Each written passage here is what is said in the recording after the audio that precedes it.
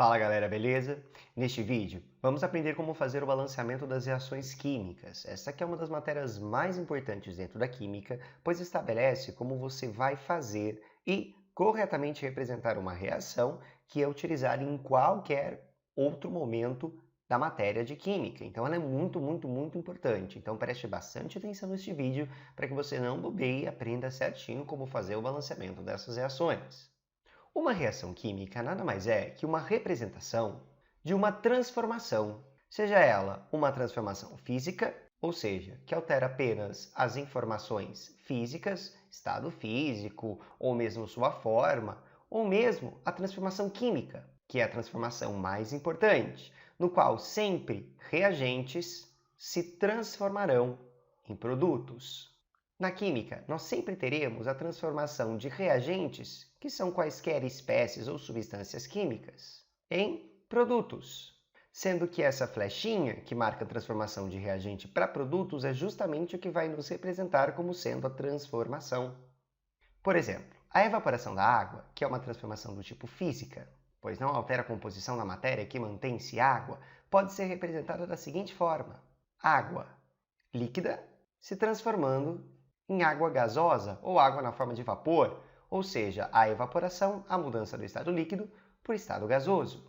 E a formação da água, que é uma transformação do tipo química, pois a água é formada a partir de dois outros produtos que não são água, no caso, o gás hidrogênio e o gás oxigênio, é uma transformação do tipo química que pode ser representada por esta reaçãozinha aqui, que deve ser ajustada com os respectivos coeficientes para demonstrar que essa reação está balanceada. De qualquer forma, podemos representar transformações do tipo físico ou química através de reações de transformação de reagentes em produtos. E aí sim, você tem uma transformação ou uma representação bastante adequada dentro da química. Dentro do mundo das equações, nós temos ainda uma simbologia que vai caracterizar diferentes tipos de transformações. Por exemplo, pode ser representado o estado físico dos respectivos produtos ou reagentes, como por exemplo, a água no estado sólido, que será representado por um S, ou qualquer substância no estado líquido, que será representado por um Lzinho, ou uma substância no estado gasoso, que será representado por um G, ou às vezes por V de vapor, e ainda existe a possibilidade de você representar uma substância que está misturada em água, que é representado pelo Aq, ou seja, sólido por um S, L líquido, gasoso por um G e Aq representativo que está misturado em água, ou seja, aquoso. Ainda é possível também representar que a reação precisa de aquecimento para funcionar. Para isso, em cima da flechinha que representa a transformação, será colocado um triângulo, que é a representação mais básica de aquecimento. Já algumas reações precisam de luz para acontecer. Assim, em cima da flechinha será colocado o símbolozinho de comprimento de onda, que é o lambda, que representa justamente a absorção ou interação de luz com a reação para que ela aconteça. E por fim, uma outra simbologia que pode aparecer é a chamada reação reversível, que é uma reação que vai em um sentido e volta no sentido oposto, ou seja, representado por uma flechinha dupla, de ida e de volta. Essas reações caracterizam principalmente o chamado equilíbrio químico. Muito bem, para estabelecermos então adequadamente como representar uma reação química, é necessário que nós saibamos, além de escrever as suas simbologias e as suas fórmulas, também balancear essas reações. Balancear nada mais é que representar qualquer reação, ou seja, qualquer transformação, atendendo ao princípio de conservação de massa, que é indiretamente o princípio de Lavoisier ou a lei de Lavoisier, que é trabalhada uns vídeos além. Peço para que vocês olhem esse vídeo também logo depois de trabalhar balanceamento de equações.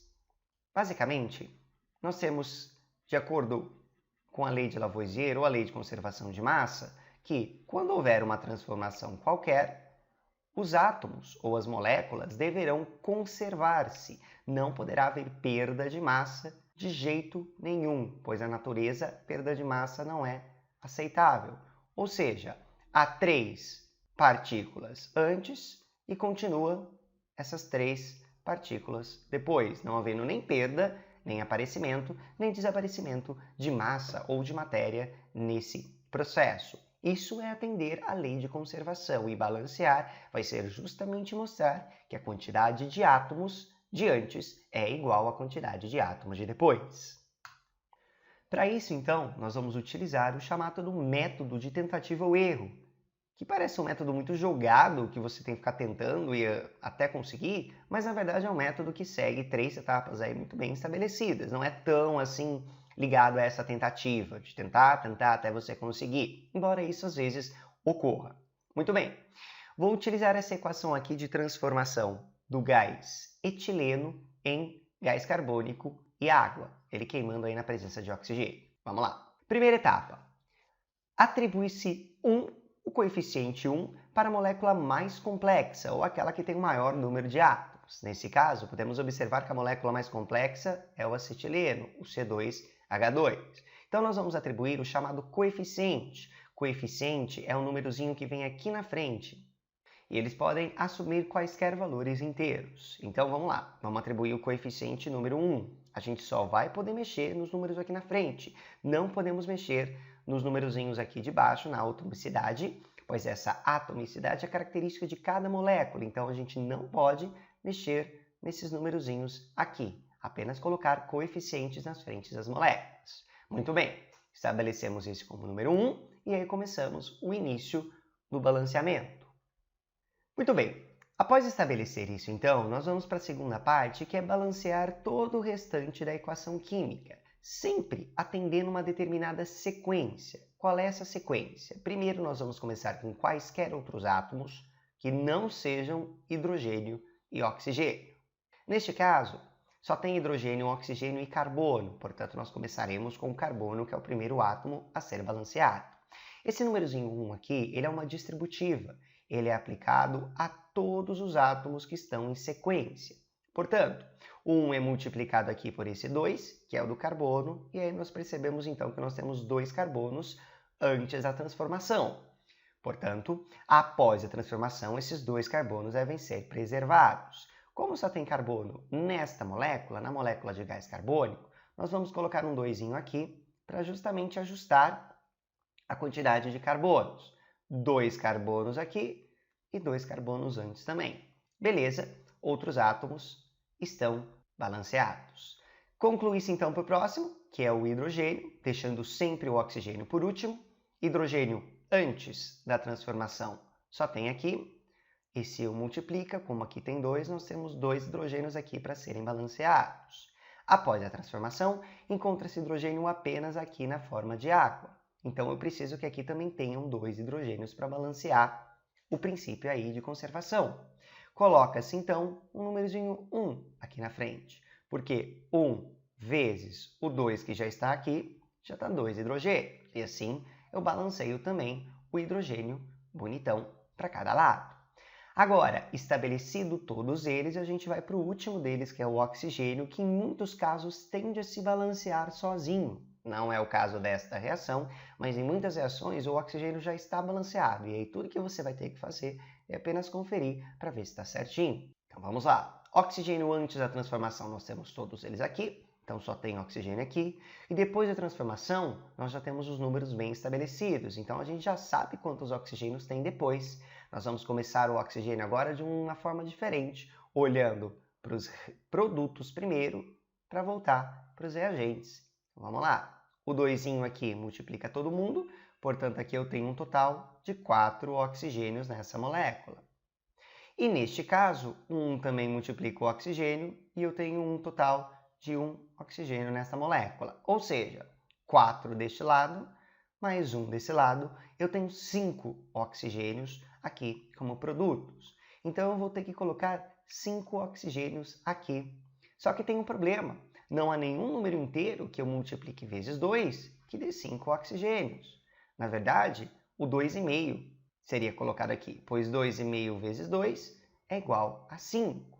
Só que aí nós vamos para a última etapa.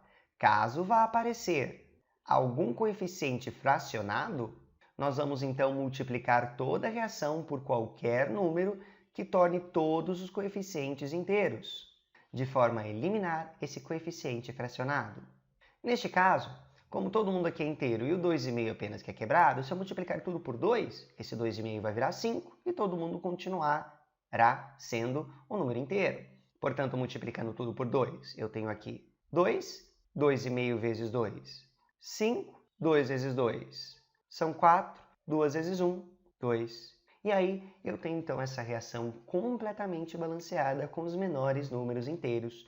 2 vezes 2, 4 carbonos, 4 carbonos. 2 vezes 2, 4 hidrogênios, 2 vezes 2, 4 hidrogênios. 5 vezes 2, 10 oxigênios. 2 vezes 4, 8. Mais 2 aqui, 10. E, portanto, essa reação está balanceada. Notem que esses números inteiros são sempre uma exigência, embora quando nós aprendemos sobre estequiometria, nós começamos a perceber que esses números podem ser fracionados. Então, na verdade, esse 2,5 poderia estar aqui depois que a gente vê claramente o que são esses numerozinhos, o que são esses coeficientes. Mas, por enquanto, vale a pena sempre manter esses números como números inteiros. Por fim, um exercício. Faça o balanceamento da equação de formação da amônia, que é o NH3, a partir do gás hidrogênio, o H2, e o gás nitrogênio, o N2. Vamos lá. Portanto, eu quero formar amônia, que é o NH3, a partir do gás hidrogênio, que diz no enunciado que é o H2, e o gás nitrogênio, que pelo enunciado é o N2. Portanto, é esta reação que eu preciso representar aqui.